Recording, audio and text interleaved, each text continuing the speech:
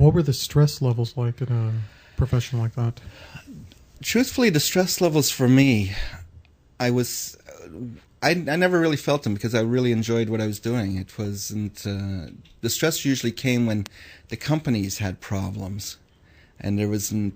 I could handle 7 productions at the same time and not feel the stress because you're in a work mode. But as soon as the company I worked for had a bit of scandalous problems with monies and whatnot, that became the burden, and that's where the stress came in.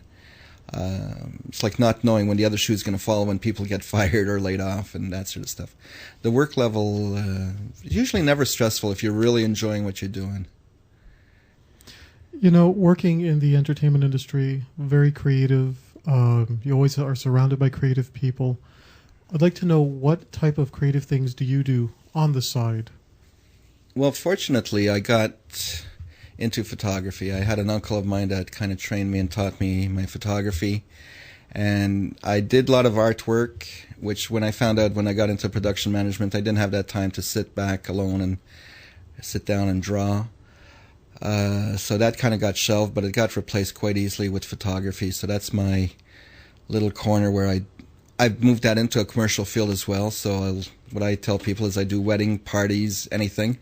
And now I'm planning a book on my neighborhood. I'm living in the Mile End, and hopefully within a year and a half, I hope, there'll be a publication, not with just my work, with other people's, but it's a photo essay, and I hope some written essays on the neighborhood.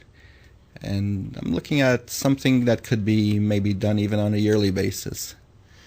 You know, just before we came into studio, you invited me into your home, and I have to say that I was amazed by the CD and vinyl album collection that you seem to have. You have quite a little cache there. That's a little hobby on the side. The music interest is there. I don't play any musical instruments, but I do have about 5-6 turntables in the house.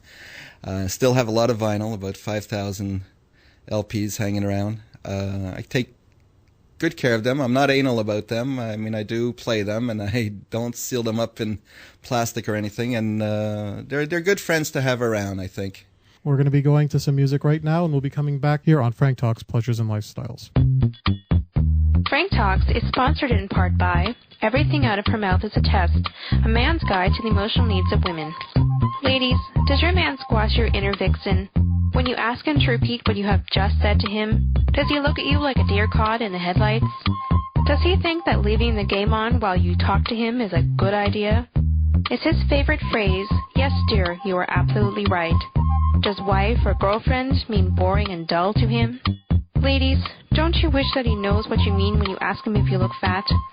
Then you need to buy him the book, Everything Out of Her Mouth is a Test, a man's guide to the emotional needs of women.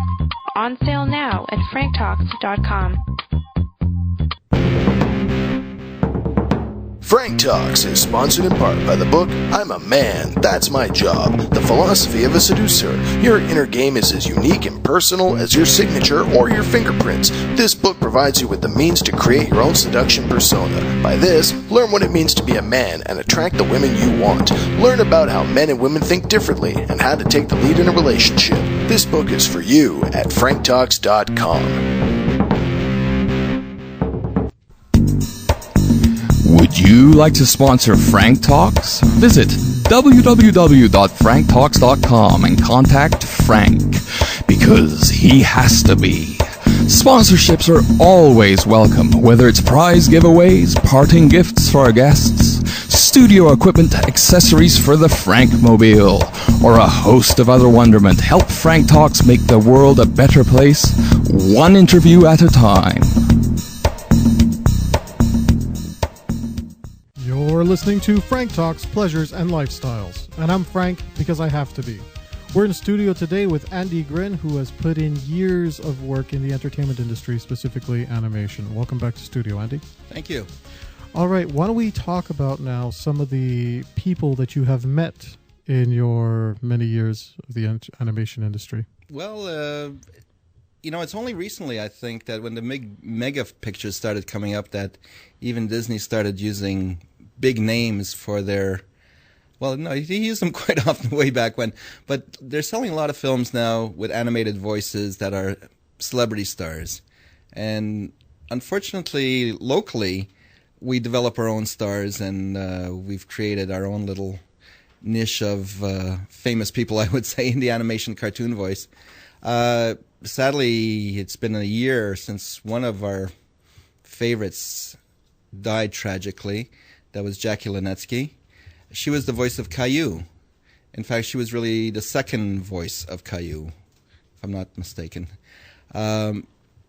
She was one of the, I would say, really one of the celebrities we had to work with. She was really a lovely person, and that was again, like I said, a tragic ending that came about that. But the cartoon voices has brought out very unique and unusual people into the fold of people who I would say sometimes were class clowns. Really become great character cartoon voices. I met Ernie Coombs that way, one of the gentlemen you dealt with, and his close associate from his early days, Mr. Rogers. This was all through the Arthur series that we produced. Well, Ernie actually was on a different series that we created at Sinner. But that was Simon in the Land of Chalk. Simon in the chalk world and chalk drawings or whatever they were called. But he was quite the gentleman, quite the person, and I love the fact that I did get a chance to sit down, have a meal with him, talk to him about his personal stuff, what he's about, what his family's like, and find out that what you saw on the TV and what you're seeing on the reruns is the genuine thing. The man was a real sweetheart and a gentle person, and the kidder and the joker and playful, and he was lucky to live that life and be that type of person. He was not anything else than what you saw on TV. When I conducted an interview with him that, by the way, thank you. You're the one who set up that interview. Oh, sure. We actually played that interview a couple of weeks ago in tribute of the third year of his passing. Right. And quite, as you said, he was a gentleman, really nice guy. I got a chance to meet with his daughter when I went over to Pickering, Ontario, to give her a copy of my thesis, because that's something I had promised that I would bring him when it was done. Mm-hmm. Fortunately, he passed away before my thesis was complete, but I also gave her an audio cassette recording of that interview. Well, let me just take that one step further for myself. I was fortunate to have taken what I would consider his last set of portraits and photos, because I do photography as well, and we had for the Simon series, we wanted some promo shots. And this is where I found out that this man is really enjoying himself, because there are a couple of shots in there where he's, what I say was called, in the Groucho Marx way, is how he described Harpo when him doing a goober. He'd be sticking out his tongue and, bulging his eyes, and he'd do some funny faces for us for the camera. So he was